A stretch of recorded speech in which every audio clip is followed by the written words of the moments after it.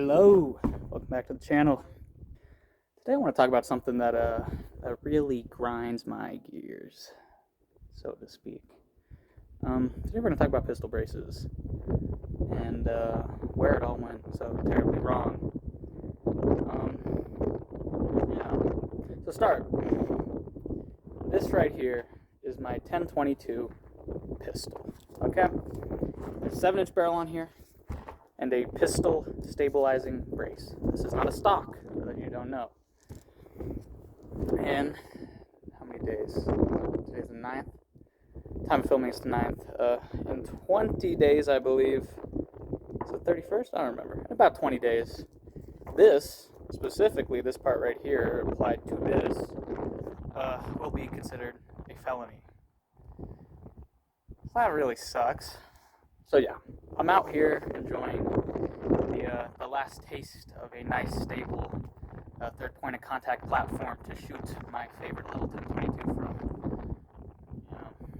So how'd this all start? All right, back when the National Firearms Act was getting passed, one of the clauses was specifically about handguns. Okay, and handguns were considered to be the crime weapons of the time, and they're trying to get banned.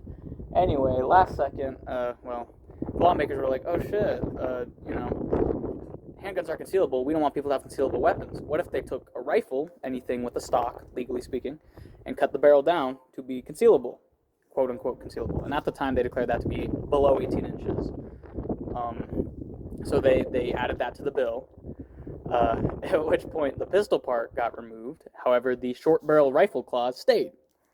So for the longest time, without paying your $200 federal tax stamp, you could not own a short-barreled rifle, quote-unquote, which would be anything under 18 inches. At some point, that law got changed to being under 16 inches because the government is full of clowns, and they accidentally sold a bunch of 16-inch M1 carbines to people that were basically felonies. And they're like, oh, I guess the law's 16 inches now. So that's why it got moved to 16 inches, and that's why shotguns are still 18 inches. So what happened? So for the longest time, you couldn't have a thing with a stock and an under 16-inch barrel unless you paid your tax stamp. What changed recently was that people started pushing the law. And basically, they're like, well, technically, a pistol stabilizing brace is not a stock. So you could have your under 16-inch barrel with a third point of contact. There's a lot of hoo-ha about, being allowed to shoulder these things, blah, blah, blah. The short of it is, up until these recent rule changes, this is not a law change, this is a rule change, it was basically declared okay to have a pistol stabilizing brace that you could put in your shoulder and use as a third point of contact. What constitutes a pistol brace as opposed to a stock is pretty arbitrary, especially as a gun cat designer. I'll tell you what, basically you stick to the tried and true designs. This is basically a clone of the SBA3. I did in fact design this. And you can see, you would stick your arm through here, this part's flexible, so your arm goes through here, you Velcro it, it is a pistol brace. Oh, and just so we're totally clear on this, none of this is legal advice, okay? I am a dumbass, don't listen to me. So, in like the early 2010s, people had this realization that you could use pistol stabilizing braces, and they became more and more popular because people want short, controllable, nice, easy to use little carbines with under 16-inch barrels with a quote-unquote brace, right? So people were buying these up in droves, and they became mass adopted. People seem to quite like these little third point of contact braces, and they are quite nice for shooting. So what happened? Well, ATF wasn't too happy with that people were basically getting, people who weren't paying the $200 tax stamp were getting short-barreled rifles, quote-unquote, even though they were legally pistols. So, ATF basically recently made a rule change saying that anything it's so arbitrary, anything that's like, again, not legal advice, anything that's like a rifle and has a pistol brace on it is basically now a short-barreled rifle and reclassified, and you need to remove the brace and destroy it, or add a 16-inch barrel, or give your weapon to the government. Probably don't do that last one. Yeah. So I guess that leaves, what am I doing about the pistol brace rule? Because I own quite a few. I'll show some pictures up here. My second build ever was an AR-22 pistol with a 9-inch barrel.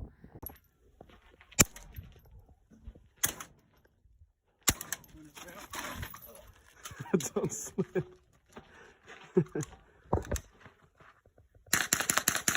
Nice. I built an FGC-9 with a pistol brace.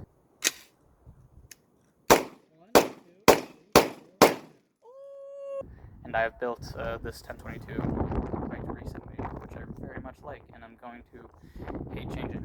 Anyway, so let's start with the earliest one of my firearms. What will I be doing to it? For the AR-22, what I will most likely be doing is removing the pistol brace entirely, which sucks. I really like that little carbine, the way it's set up, but I don't want to go to federal prison, so that's coming off. And my plan is to throw a stabilizing sling on it. You can look, there's a lot of old videos of people, they'd set up MP5s that way before pistol braces were really popular, where you'd have a sling, and it'd be kind of a ghetto third point of contact. The idea being that your sling is connected here, and you pull it taut against your shoulder, so you push outward to try and stabilize a little bit more. That's probably how I'm going to set that up, because I really have no desire to make a 16-inch barrel. I made the barrel for that thing, so I really don't want to do that. So yeah, that's probably going to get the stabilizing sling treatment. As for the FGC-9, that's what I built next. That has a nice shockwave blade style brace on it, which would make that an SBR too, come 20 days time. So I'm probably going to take that off, and actually, in the case of that, again, not legal advice, but anything with a functional buffer tube, the buffer tube itself can remain. So I'm most likely going to remove that shockwave blade style pistol brace and just leave a bare buffer tube, which isn't the worst thing that could happen. Granted, I'm still quite upset because I really like the way that thing's configured. But yes, that is most likely what I'm going to do there. Just have a bare buffer tube, which is more uncomfortable, less controllable, and overall less safe to shoot. Thank you, ATF. As for this right here, I am probably also going to give the little sling treatment here, because this doesn't have a functional buffer tube. So this is going to come off, and it's going to be more like this, which will really suck, because this isn't nearly as cool, functional, or usable as the way it was previously set up. But I guess for the meantime, we can absolutely enjoy shooting our braced pistols for these last like 20 days here before they become felony items, unless you give the government money, because only rich people can have cool guns. I just want to voice my I don't know what I'm gonna do. Talk about how this affects me personally, and what you might want to do what I've done.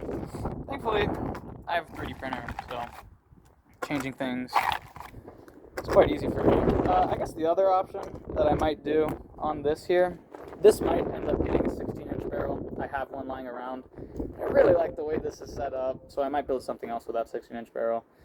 But if I put a 16-inch barrel on here, I can actually put a real stock on here instead of a brace. Let's shoot this thing, just to show how nice and stable and comfy this is to shoot. Put it right about there. Alright, 10 rounds.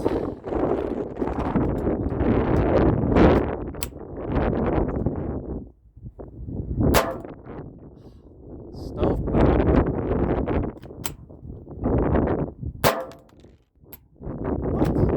This gun has had some issues today. And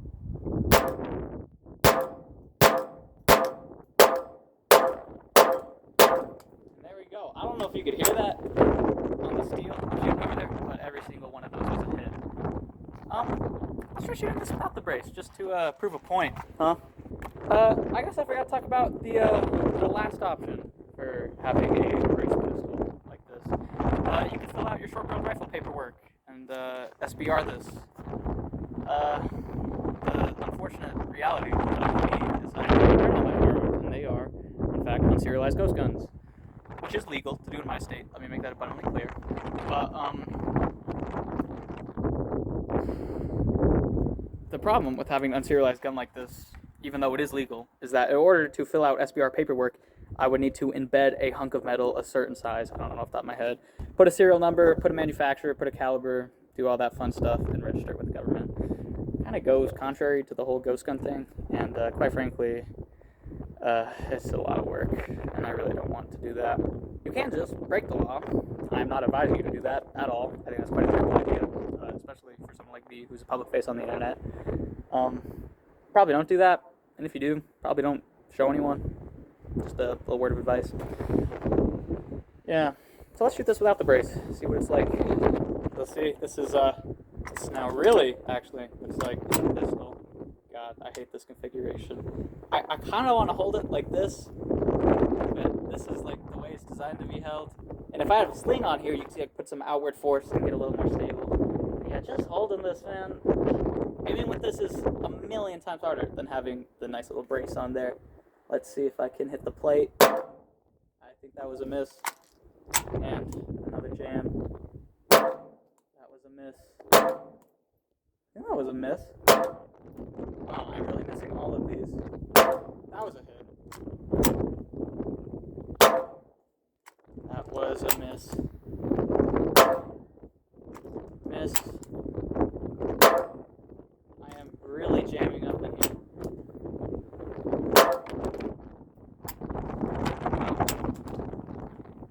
I think that proves the point. So I guess to conclude here, it's a pretty stupid, arbitrary law. Kind of upsetting. Of course this happened. I mean, I just got into firearms about a year ago. This is a very new hobby for me. My first firearm ever made is actually 3D printed, believe it or not. It was Glock 19 in the video. I've shown it before. This is a pretty stupid law. Sorry, it's not a law. It's a rule change. It's not even a law. Hey, hopefully it gets tried in court and kicked out, and I can maybe short barrel rifles get taken off the NFA. That'd be amazing. Then I could have as many short barrel rifles as I like. But until that day, I will be shooting braceless pistols with no brace. Very sad. Yeah. I don't know. I guess this is my eulogy to pistol braces, coming from the perspective of a crazy 3D printer guy who makes funny, colorful guns, and yeah, it sucks. Let's shoot it with the brace one more time, for old time's sake. Look at this, nice little compact package, slide out brace, 1022. 1022 Charger with a 7-inch barrel. Not a bit.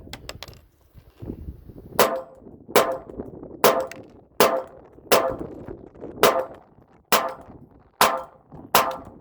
don't know if you can hear all those. Those are almost entirely hits. I really like this gun. So yeah, I guess end of the day. Write the date on your calendar. You got like 3 weeks before these become felonies, and you can pick your course of action as to what to do. Technically, we're in the grace period. This isn't actually the all this stuff got put in back in January, but there was a 120-day grace period, and we were at the end of it. So yeah, that sucks. Well, goodbye, pistol braces. You have served me quite well. It was fun while it lasted. That's about it. Thanks for watching.